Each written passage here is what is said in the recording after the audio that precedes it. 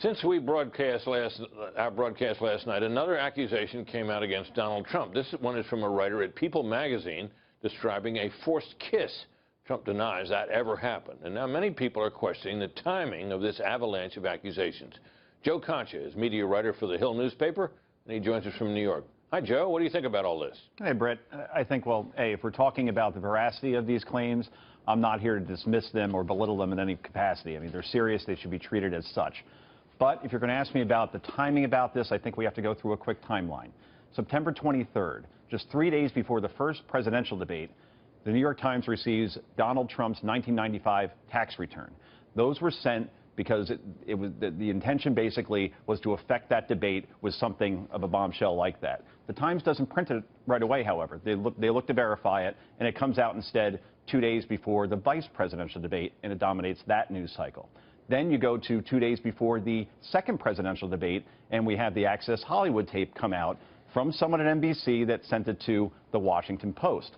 And now, here we are, just a few days before the third presidential debate, and within the span of 12 hours, People magazine, the New York Times, and the Palm Beach Post all have 4 women that have come forward to make these allegations of unwanted sexual advances by Donald Trump. So if you ask me, is it fair to question the timing? I would say, considering that this couldn't have been scripted any better on an episode of Scandal, the answer is yeah.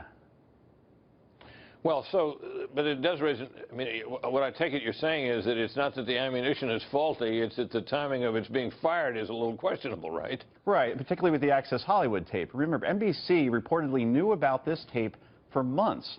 Yet, for whatever reason, it's released 2 days before a second presidential debate watched by 66 million people. And the same thing with the tax documents. That was supposed to affect the first debate, and those were sent to the New York Times 3 days before that debate.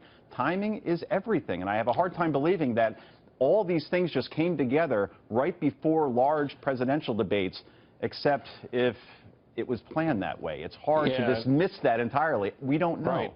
Yeah, well, if you're going to choreograph something, you'd have the candidates say, this is the kind of stuff I do to women, and that would be the Access Hollywood tape. And then you have women come out in the aftermath of that by a few days and say, this is what he did to me, and it's basically the same scenario that he described. And, of course, in the intervening period, when you saw that debate, he was asked whether he'd ever done those things, and it appeared from his answer, Joe, and I'd like to know what you think about this, that he didn't really want to answer that question. And he finally, pressed by Anderson Cooper, said, no, I've never done that. But you could tell he didn't want to talk about it. Yeah, Anderson Cooper asked him at least 3 times, have you ever acted in that way? So good job by Cooper there to press him on that, because you're right, he wasn't answering that question. Again, I'm not here to sit in judgment of Donald Trump or these women. We're in the he said, she said stage at this point. We simply don't know. But one thing that I do find curious, the People magazine reporter, remember, she's a reporter. She's not a woman that Donald Trump met on a plane.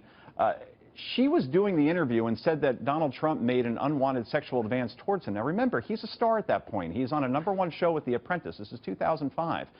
I would think as a reporter, that's the story. And I'm surprised that she didn't go ahead and say, look, we were supposed to do a fun interview, and instead this guy's hitting on me in a way that I wanted no part of. I'm just surprised as a reporter she didn't go to print with that at the time, as opposed to waiting until now, just weeks before a presidential election. I think it's a fair question to ask.